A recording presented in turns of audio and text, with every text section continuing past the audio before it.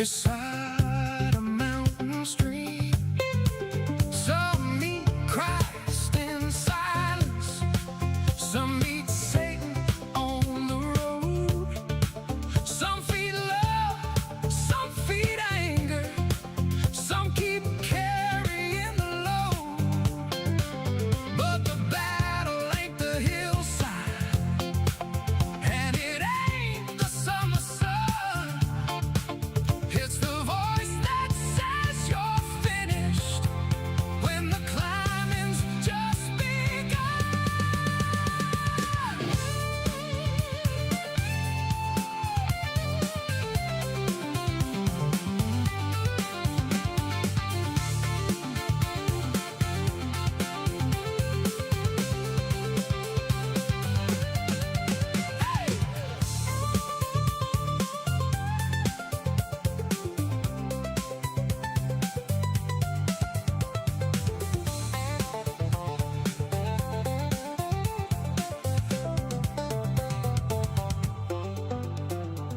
Purple flowers blooming, yellow daisies by the lane, flea bangs shining quietly after weeks of summer rain.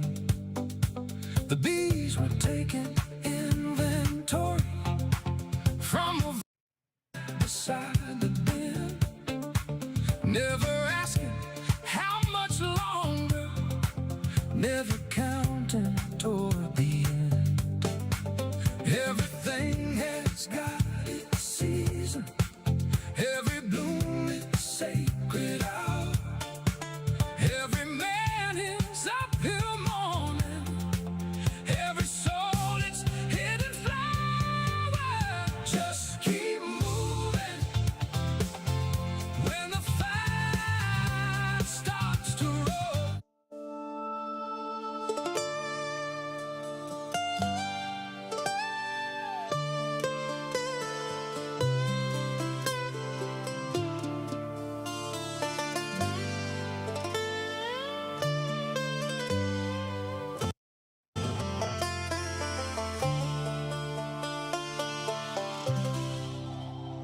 Twenty-ninth day of June, 70 degrees at dawn.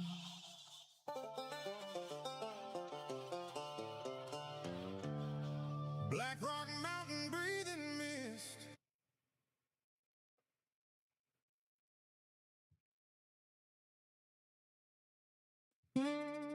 Here is Monday morning, time to go to work.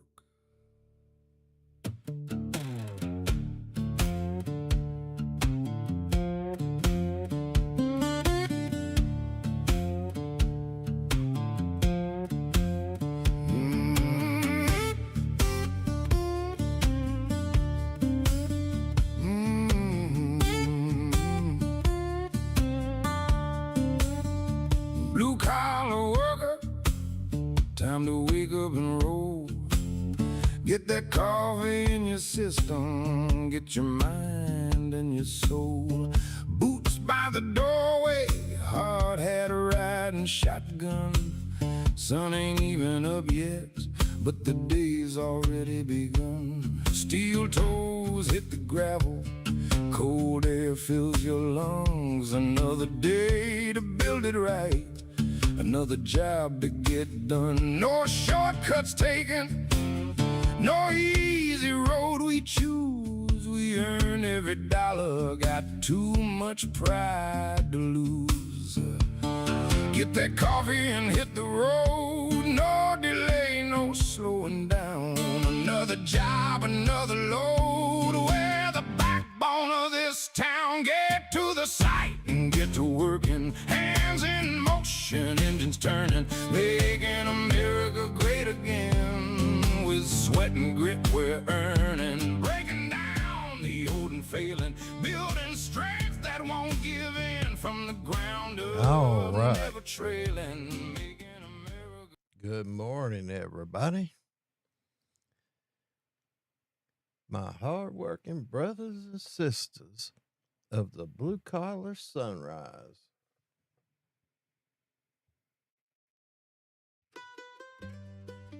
Everybody getting after it this morning? This is Bubba coming to you live from this side of the coffee pot. Is it time for coffee yet? Well, got about 10 more minutes. This side of the work boots got mine on, ready to go this morning. And this side of another Monday morning opportunity. That's right, another opportunity to get out there and do it right. And somewhere beyond the digital, Appalachian ridgeline, smiling through the veil with wisdom, wit, and enough common sense to remind me that experience is priceless, but learning never ends, is my lady, Pluriforia.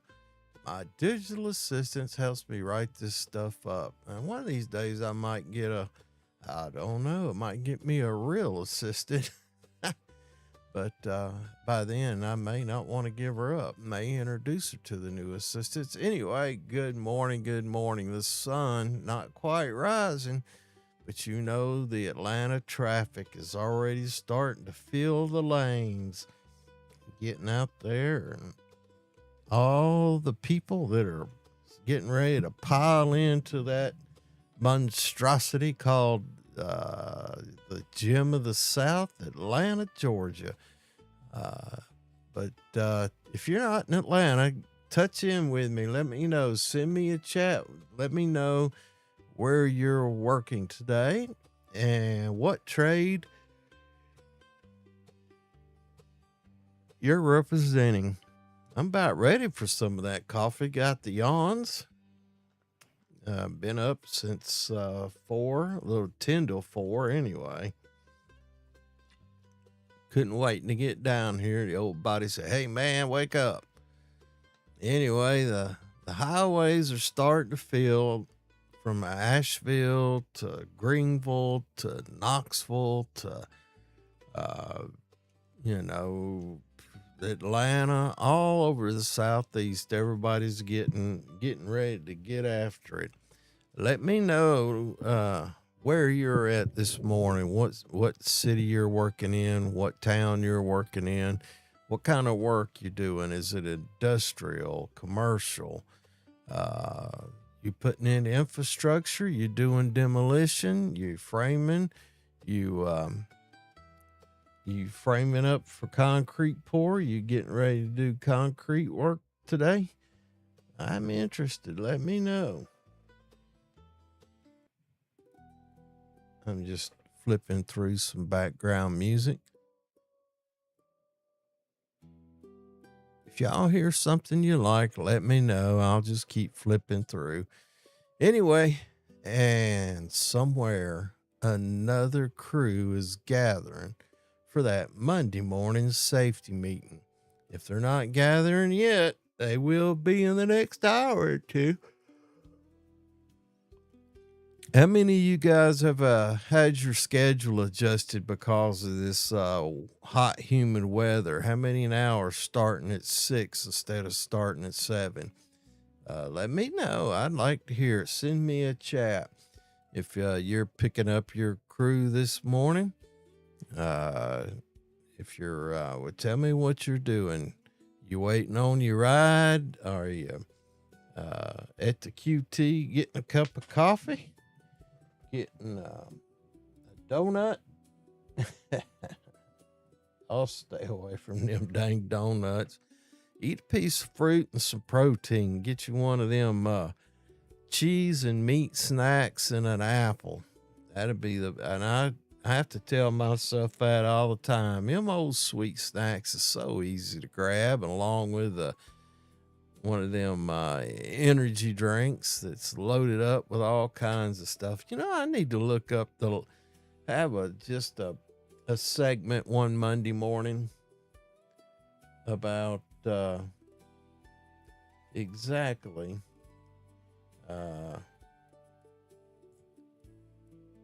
exactly what's in those dadgum energy drinks. Anyway, let's get our minds right before we get our hands dirty. That's the main reason for this show on Monday morning, get our heads right. Look at this as the new opportunity for a new beginning. Back out there building America, getting the infrastructure into place to bring in the high rises out of the ground, doing the interior finishes, putting in the HVAC, the mechanical, the plumbing, all that work, man. Somebody's out there doing it, and I appreciate it. Can't forget you mechanics and truck drivers out there, keeping the wheels of industry moving. Just think about you truck drivers and mechanics and delivery guys and all that stuff. We couldn't do the things we do without you guys getting out there, keeping the wheels turning and holding the steering wheels and getting the material to and fro. And man, we couldn't do it without you. We appreciate you being out and dealing with the traffic. If you're a driver, God bless you. Putting up with the traffic all day long, every day.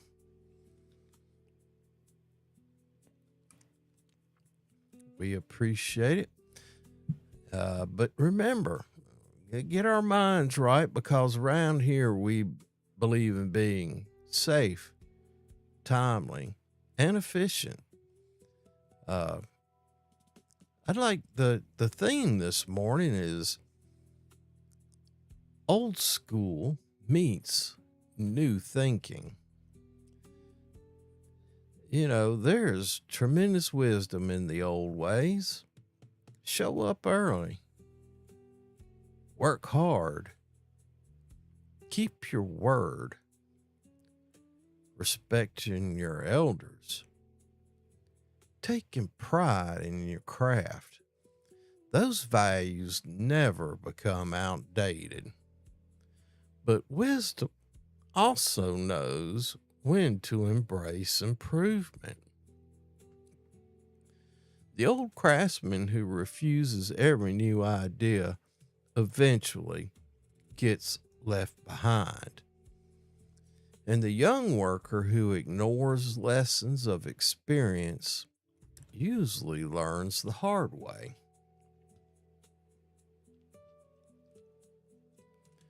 Real progress in the world happens when old school values meet new thinking. There's some values I'd imagine been around a long time. And there's some things that are brand spanking new. I remember when laser levels were a new thing. I remember the controversy then. I remember the evolution of the battery-powered tools.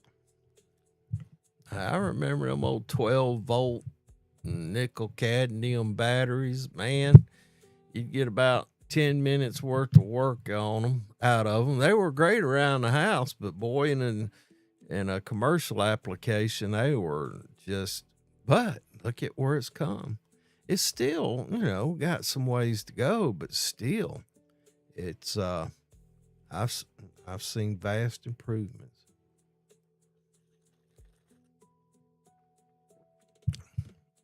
Now, experience provides the foundation. Innovation builds the next floor. That's true in construction. Boy, that first cup of coffee tastes so good, don't it, boys and girls? That's true in construction.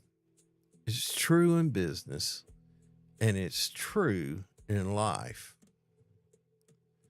This week, carry forward the work ethic of yesterday while remaining curious enough to improve tomorrow. I'd like to hear from you guys. You younger guys, chime in. Send me a chat, talk about us old goofballs and you old graybeards. Chime in.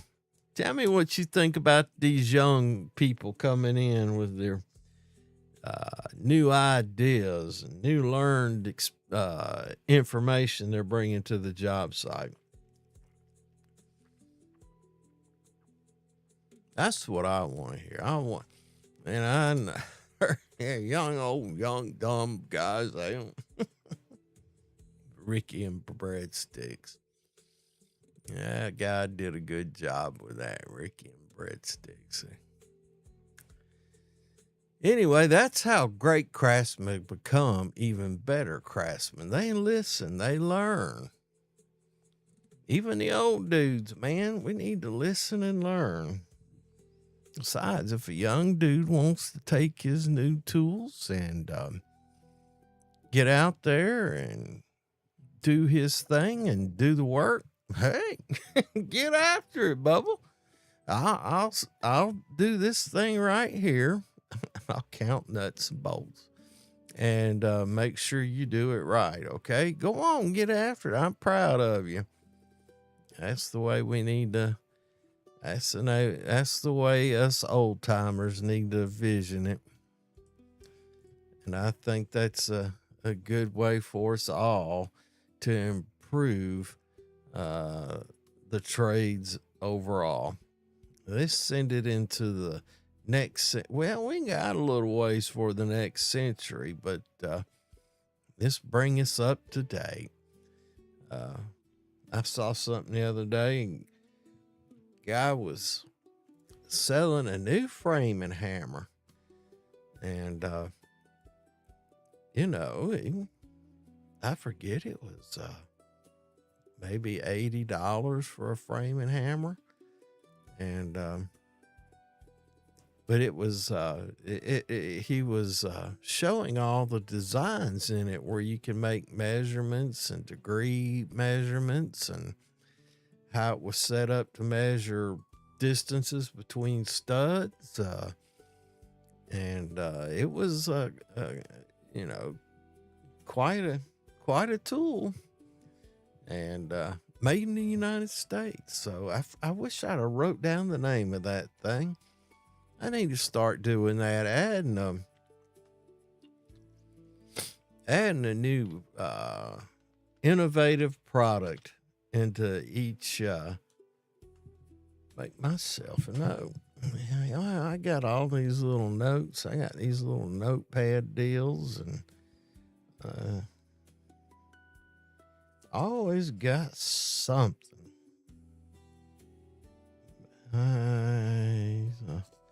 All these people call me, even somebody called me up and to give me information, or I'll write down their name when I'm talking to them, so they feel all warm and fuzzy. New and innovative product section. Not because any particular reason other than to improve our lives out there in the field. That's the number one reason to write that down. To bring it up a segment. Maybe I'll do a little research on new and innovative and built in America. I think that I'm going to make that a priority. American made.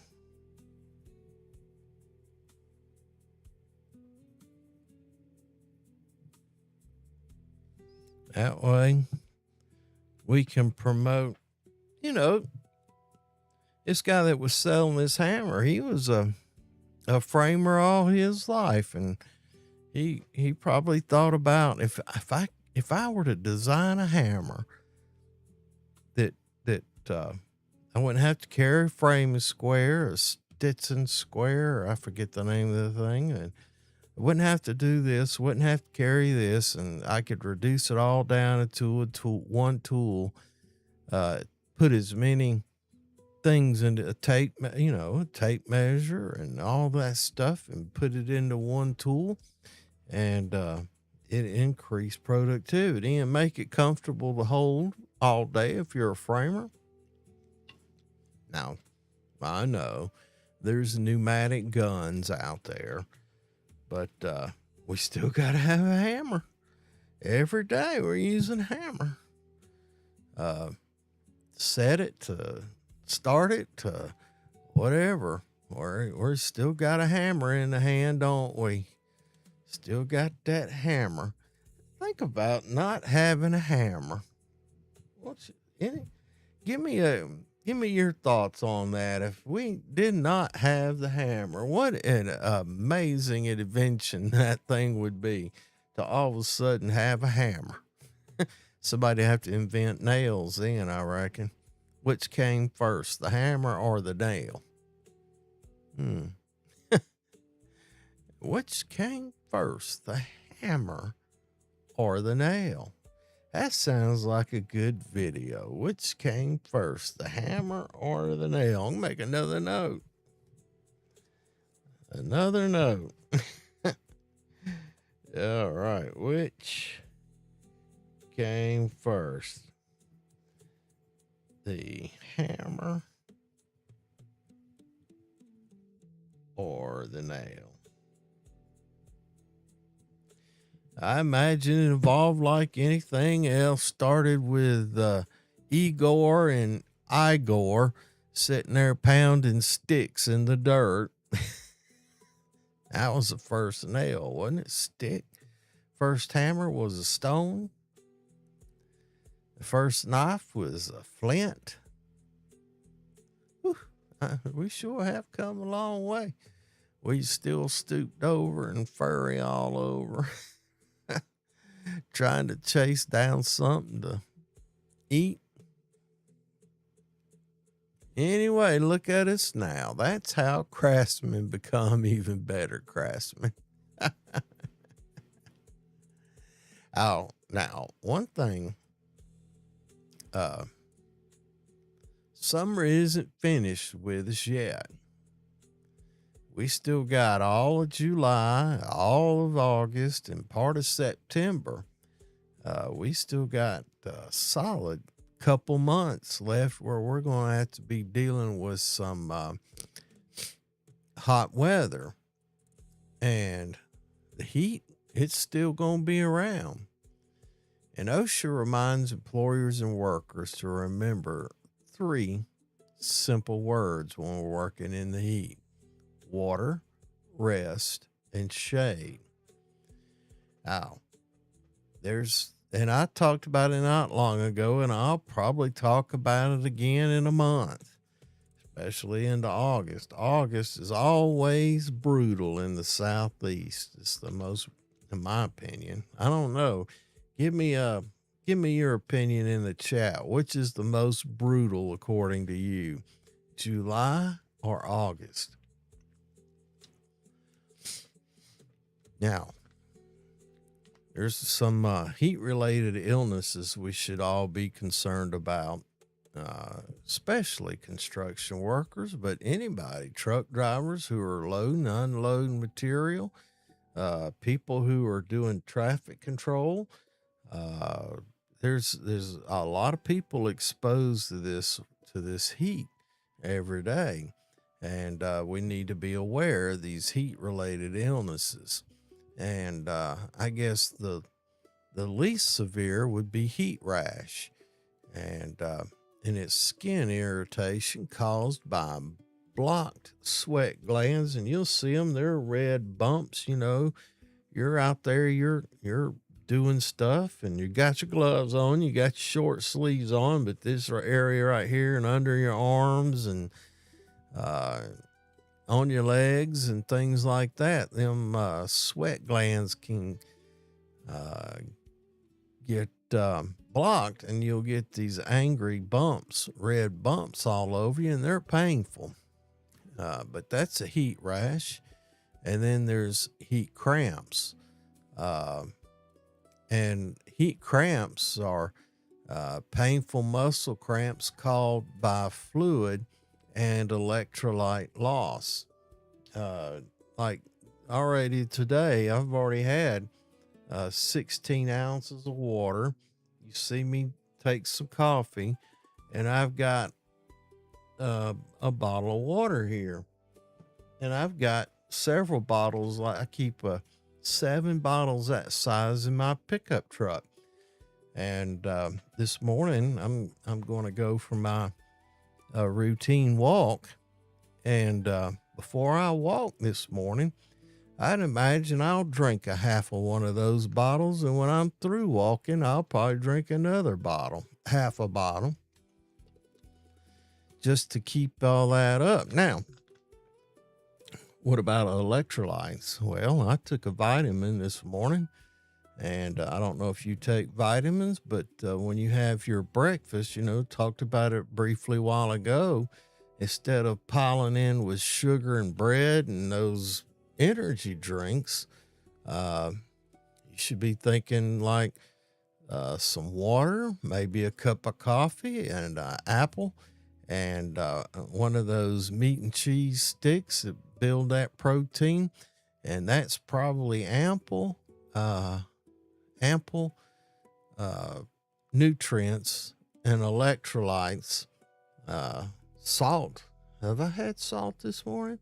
No, but I probably had enough salt yesterday. Boy, my wife had me pick up a watermelon the other day, and she cut that thing into bite-sized chunks, and she's got 2 containers of it in the refrigerator.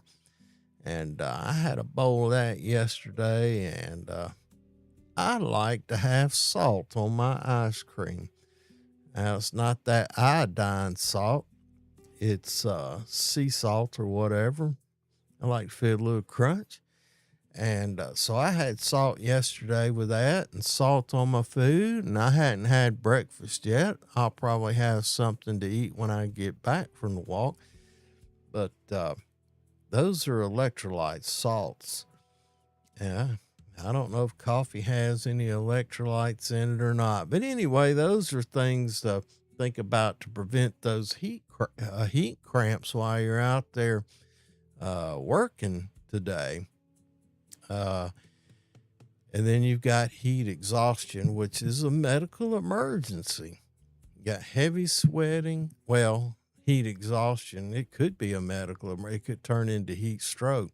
But heat exhaustion, and this is me, I heavy sweat, I get tired, headache, dizziness, that's nausea, cool, moist skin.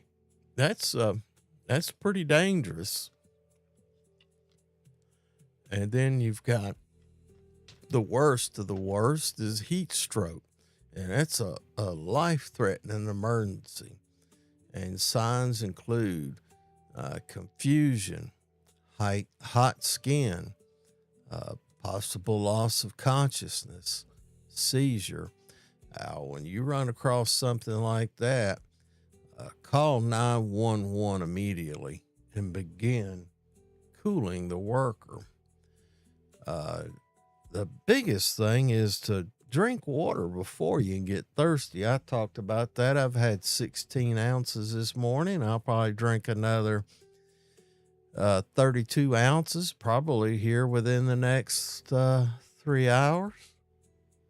No, 3 hours, 4 hours. I'll have another 32 ounces of water, and then I'll have something to eat. But anyway, drink water before you're thirsty. Take scheduled breaks.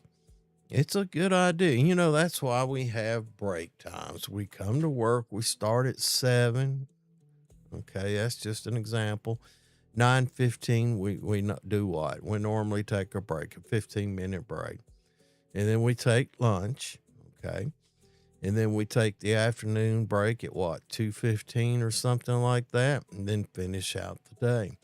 Those may have to increase those breaks, may have to have another 5 or 10 minute break somewhere in that uh, before lunch and after lunch. We may have to take some additional breaks.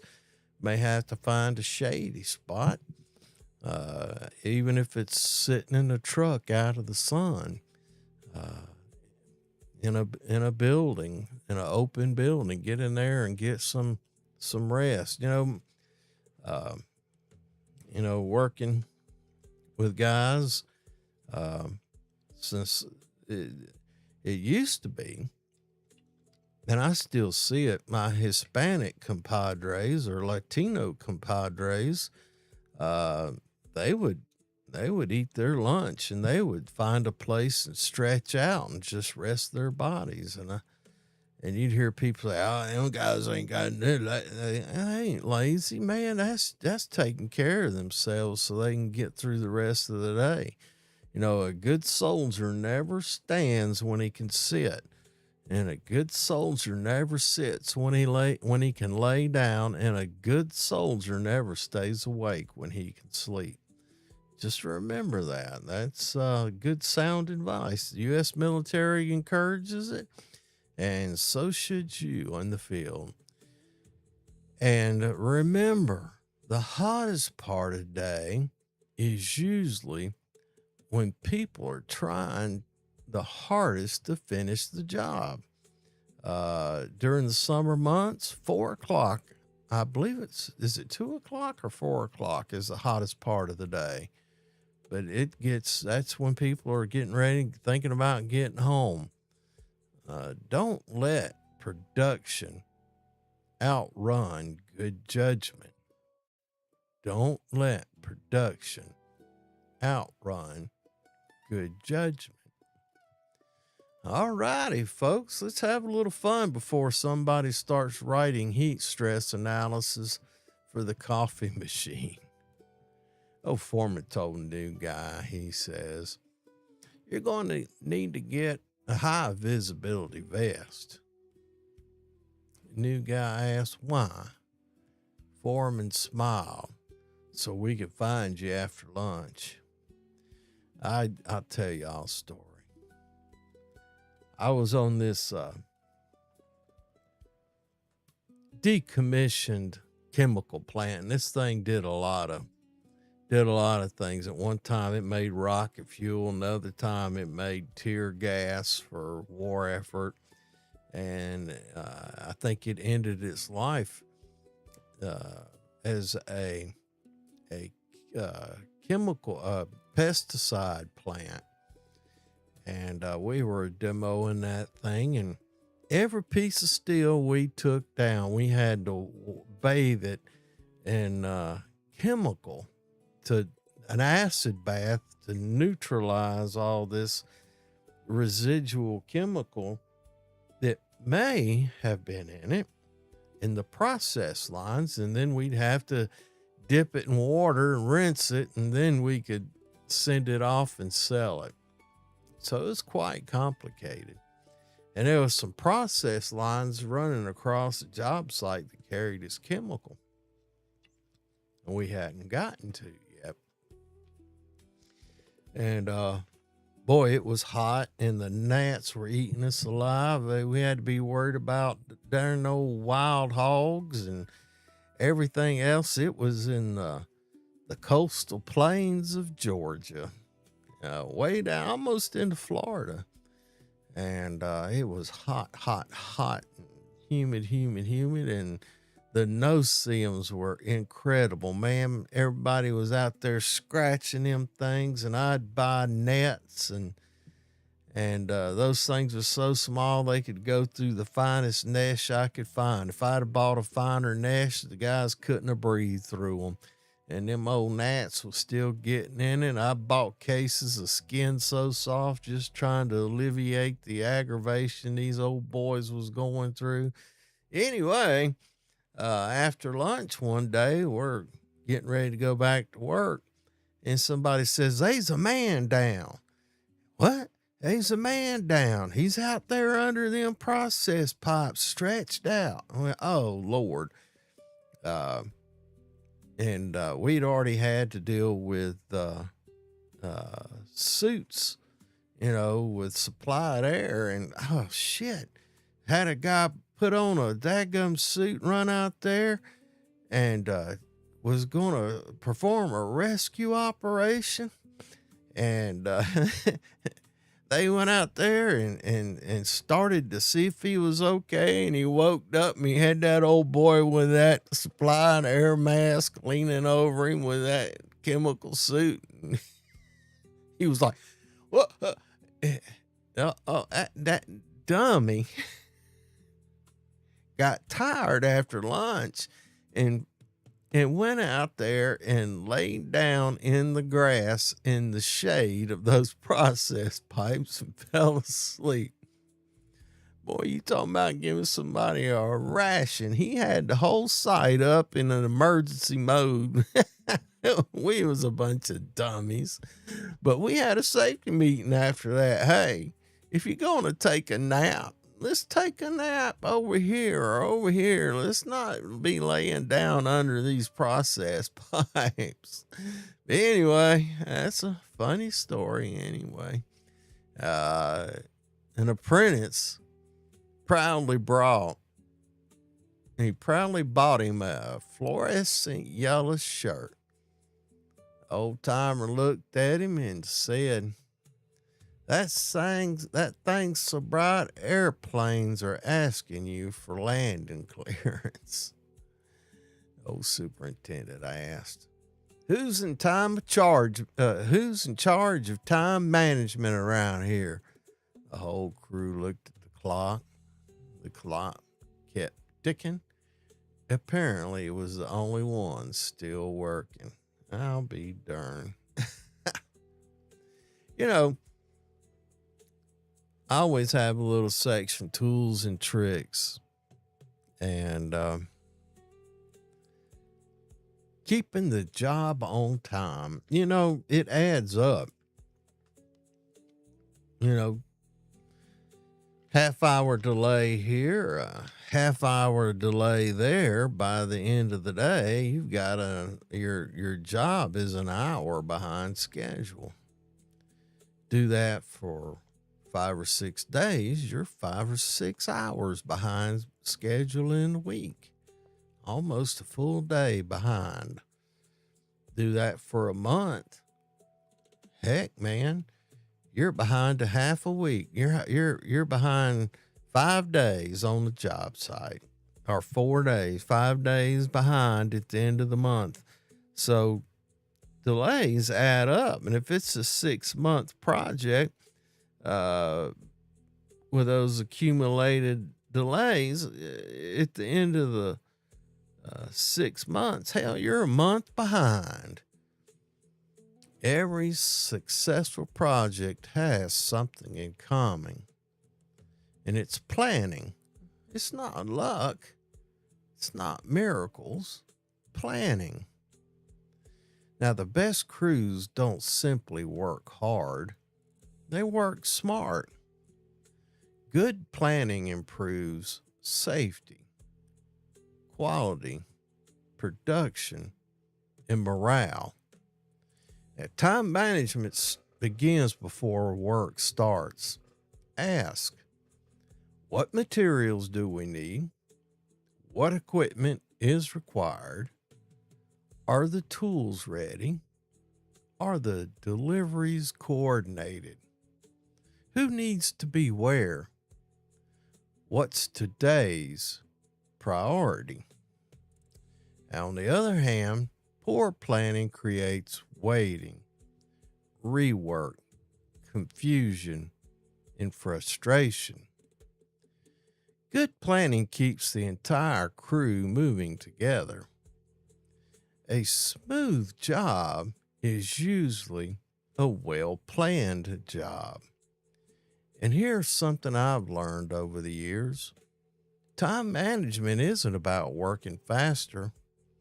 It's about eliminating wasted motion. The smoothest crews aren't rushing. They're prepared. And Lord, that's the truth. I talk about I talk about the PTP, pre-task planning. I talk about the safety meetings. I talk about all that stuff. But all that pre-job startup stuff does a lot to move the jobs forward. It it it makes you think about what is on the schedule for the day. And when you have your pre-task planning in the morning, it talks about the task. It talks about who's going to be doing what. It talks about the steps that you're having to do to complete the task. It talks about the hazards associated with the task and then how you're going to mitigate those hazards. So when you have those discussions, all of a sudden everybody associated with that task starts thinking about their role, what their role is in that task, and what specific tools and materials they're going to need to complete their portion of the task, and what hazards they may be facing. So they're already planning. You're getting them planning when you talk about those tasks and those safety hazards. So that gets everybody thinking. And when two subtasks meet in that planning, then those two responsible individuals get together and say, hey, I need this and you're going to need that. And it gets them talking and planning, and people say, well, man, that takes a lot of time. No, it don't. This stuff's going on as they're going to work. This stuff is in the process. This is part of them getting up and going. This is them walking to the truck to gather their tools and having conversations about what they need and what the other one needs and how they can share resources. That's what's going on, and it is happening in motion. So it's not a waste of time. That 5 minutes where you get everybody thinking together is 5 minutes that is going to save tons of time and effort and delay throughout the day, because you've got people thinking about what they're going to be doing, and it gets them in the mind mode where they're thinking about what tools, what material they're going to need, and they start that retrieval process to get the task completed in a safe, timely, and efficient manner. So these toolbox safety talks, I don't let anybody ever tell you they are invaluable, because they are valuable. Anyway, I guess I could talk on that kind of thing all day long. You safety guys, you're always talking about planning. You ain't talking about doing. No, I'm talking about doing, but by God, but start planning when you're doing it. Got one poor old new guy running back and forth to the truck 50 times before lunch to get stuff that you didn't think about because you didn't have a pre-task planning meeting. I don't want to hear it. Or you get to the task and all of a sudden you find out you ain't got the proper fall protection gear and it ain't on the truck. And that's an hour into the process, and all of a sudden you're on the phone with your supervisor saying, well, I ain't got fall protection for this project. And he's gone for an hour and a half or 2 hours to the Home Depot or to the supply house, wherever he's got to go to get that material to help you get your job done properly, because you just rushed out there to the job and had your coffee and didn't think about it till you got started. And then you start making a list 20 minutes after you get to your task. Talking about wasting time. Now, I ain't being critical. Heck, man, that stuff happens all the time, and that's part of it.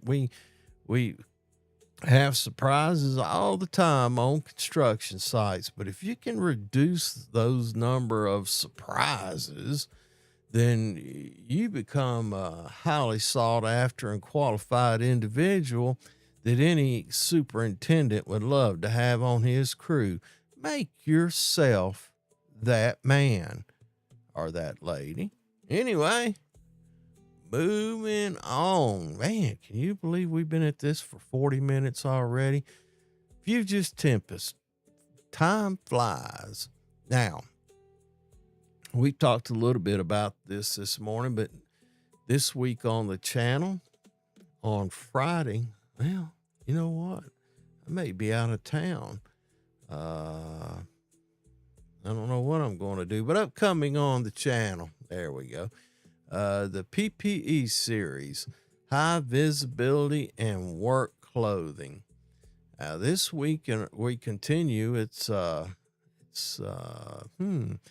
part 8 of a 12-part series that we're doing on PPE on the safety channel, and we're talking about high visibility and work clothing. Every year, workers are struck because someone simply didn't see them. And we're talking about things like roadway work, heavy equipment strikes, warehouses, construction sites, low light conditions, busy traffic patterns. Visibility saves lives. This week's video covers high visibility garment classes, ANSI performance levels, making sure you got proper fit, inspection, cleaning, replacement, seasonal clothing considerations. You know, you got a nice reflective vest and all of a sudden the weather gets cold and you reach in and grab your jacket and throw it on over your vest, and all of a sudden you have changed the dynamics. Talk about reflective material and why faded or dirty garments reduce effectiveness. And then we talk about common mistakes around heavy equipment. And also, you know, we also discuss why proper work clothing matters beyond visibility. You know, I talked about the PPE earlier with the supply to air and the chemical suits on that little story about the guy who fell asleep under those process lines. So we also discuss why proper work clothing matters beyond visibility. You know, what appropriate clothing that can protect against everything. You're talking about sun exposure, minor abrasions, cold, heat, chemical splashes, and other job site hazards. Being seen isn't about fashion. It's about going home safe. And, you know, if you're a welder in a particular cordoned off area, do you need high vis clothing that could possibly melt or catch fire? No, not necessarily.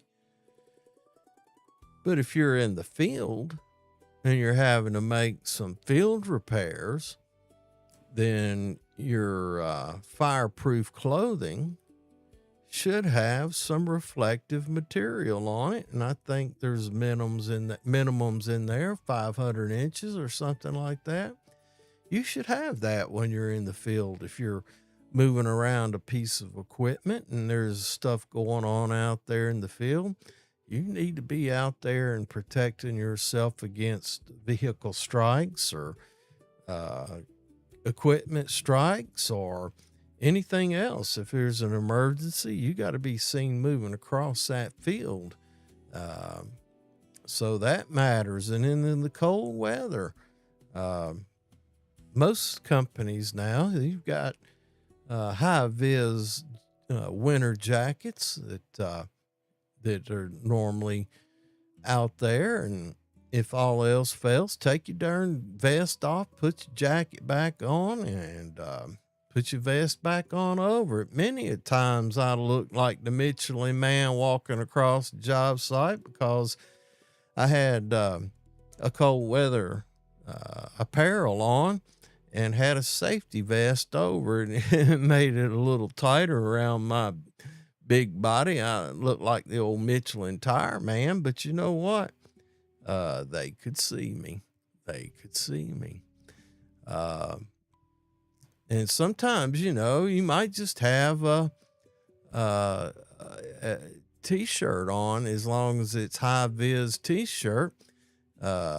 If you're in just on a construction site, now if you're working in low light, you may have to have some reflection on that shirt, you know, the 500 inches or whatever it is, so that in low light conditions, you're more likely to be seen if it's hot out there. And if you're exposed, you could have a chemical splash or something. Then, yeah, you need to have, if you're moving in a low light situation, listen, when you're working in a hazardous situation, you want people to see you. You want your, if you're in a confined space, you want the entrance supervisor or the entry guy to be able to look into that low light situation and maintain a head count and be able to see if you've fallen or if you're down, or you want him to be able to see that. And by wearing reflective clothing in a low light situation, you're more likely to be seen if you're wearing that reflective material on your PPE. Same with hard hats. Low light situation, you want people to be able to look out across there, and if they see a hard hat on the ground, that's why a lot of times the hard hats have some type of red reflective stripes or something like that on it. And sometimes it's yellow, sometimes it's white. But if they see that hard hat on the ground, all of a sudden they can start looking for the individual it might belong to, or whether somebody just left it laying. But it creates a heightened sense of concern. And if you're the guy who was wearing that and you got knocked out by a piece of equipment or a chemical, you want somebody to see that you're down and execute means of rescue. So it's just a good, safe practice to exercise being seen. Anyway, that is what's on the channel this upcoming week. I don't know whether I'm going to get that published this Friday or it might be into next week. I've got a grandson turning 1 year old this week on Saturday down in Roanoke, Alabama, and I'm going to make that trip. I may be able to get it published Friday, but I told my dad if he wanted to, I'd come pick him up. That would require me leaving on Friday morning. Anyway, it's coming up. I put it that way. But anyway, that's the way it shakes out. And here we are, boys and girls. It is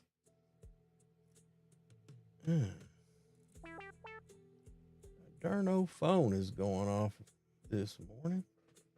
Let's see, we got weather.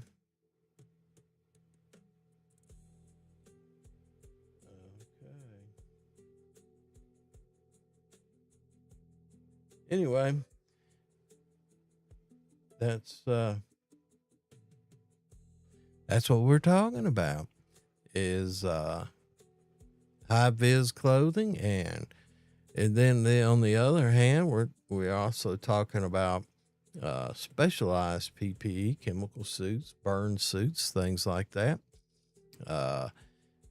So anyway, special clothing. Here we are. It is 5:50 in the morning. Well, friends, we've talked through some stuff. Another Monday morning has arrived. Is the sun peeking up yet? Whew, I imagine it is.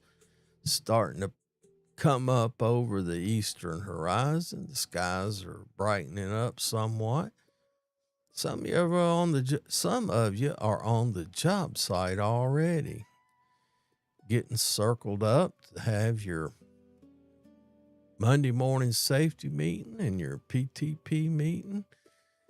Some of you still rubbing the sleep out of your eyes, and others of you, if you're a supervisor, been running around since 4:00 this morning, like me, getting ready to pick guys up, organize your truck, go to the shop, pick up tools, go to the warehouse and pick up things, and getting ready to go. And we're starting, the phone calls are starting to roll. Job site radios are crackling. Crews are getting ready to get after it. And another week of opportunity stands before us. Let's remember this week's lesson. Old school meets new thinking. Let's carry forward the timeless values that we have as blue collar workers. Nothing wrong with being blue collar, man. Blue collar workers making a lot more money now, and the opportunities. I heard Mike Rowe the other day talking about that just in the defense, or was it just in the shipbuilding industry, they need 400,000 electricians and welders. If you're a young man, you know what I'd be doing. Trade schools are cheap compared to 4-year schools. And you can get done with those trade schools in very short order and be in the field making your living in a relatively short time. And we're talking about a living where you can support your family. So think about what's going on in your life, what those opportunities are in front of you. Get out there, get a trade. If not, you're already in something. HVAC. I don't care if you hang a sheetrock, man, get out there and make it a trade. You be the best at whatever you put your mind to. You may change your mind. You could be putting in footings right now. That's your trade. You're a concrete worker. You're a rod buster. You're out there and you're framing up for slabs or footings or whatever, and you're putting in the steel and you're framing it up, making it straight and level, getting it ready for concrete. If you're doing that, be the best you can at that. Now, you may change. You may say, man, I think I'd rather pour the concrete, and since I already know how to set it up, I think I want to be the guy that brings in the crews and pours the concrete. You never know. You may be the guy who brings in the concrete and go, man, I can't find anybody who has set me up right. Proper layman of the rebar and the elevation marks and making sure the footings are turned down appropriately and got the right straightness and squared up right. By God, I'm going to get out of this concrete pouring business, finishing business, and I'm going to get into the concrete forming business. But you would never know that you needed to get into that farming business unless you had poured that concrete and know how important that job is. You could take that and decide you're going to build high-rise concrete structures. That's being a part of the trade. That's understanding how valuable you are. And you are valuable, but you got to have those values. You got to know to embrace better ideas, respect experience. Sometimes it comes packaged in a way you don't want to hear it, but embrace it. Take it for what it is. Welcome improvements. Old timers, if a young dude comes in there and says, hey, how come we ain't doing it this way? Stop for a minute. Give him a half a minute and see if what he's saying makes sense. At prima facie, at first glance, it may not make sense. But with a half a minute consideration, it may very well be the next best idea. Welcome that improvement. And with this weather, by golly, with this weather, make sure you're drinking the water. Make sure you've got a good diet. Take rest when needed. Get you some shade. Take it easy. Drink a bottle of water. You need to be drinking at least a half a dozen bottles of water a day, if not 8. Make sure you're getting all that water. Watch the weather. These old afternoon thunderstorms, they can get you. Be visible. Make sure you've got reflective clothing on or high vis clothing when you're on the job site.